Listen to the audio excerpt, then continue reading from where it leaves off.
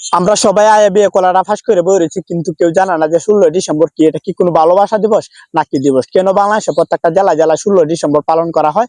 আগে আমরা সবাই জানতাম যে স্বাধীনতার ঘোষণা দিয়েছিল এই 16 তারিখ শেখ মুজিবুর রহমান, কিন্তু এখন আমরা সবাই জানি এককভাবে ঘোষণা দিয়েছে জিয়াউর রহমান।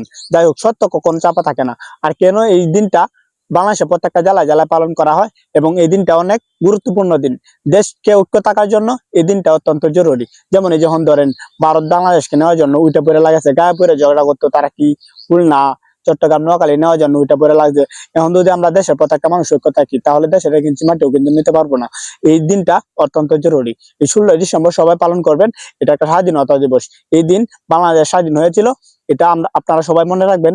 এই এখন যদি 16 ডিসেম্বর আমরা পালন করে বাংলাদেশের প্রত্যেকটা নাগরিক ঐক্য থাকি, তাহলে দেশের কিন্তু মাটি কি কেউ নিতে পারবো না। ভারত কেন, আরো কোনো দেশও বাংলাদেশের দিকে চোখ তুলে তাকাতে পারবে না, কারণ বাংলাদেশের সার্বভৌমত্বকে রক্ষা করার জন্য বাংলাদেশের প্রত্যেকটা নাগরিক জীবন দিতে প্রস্তুত।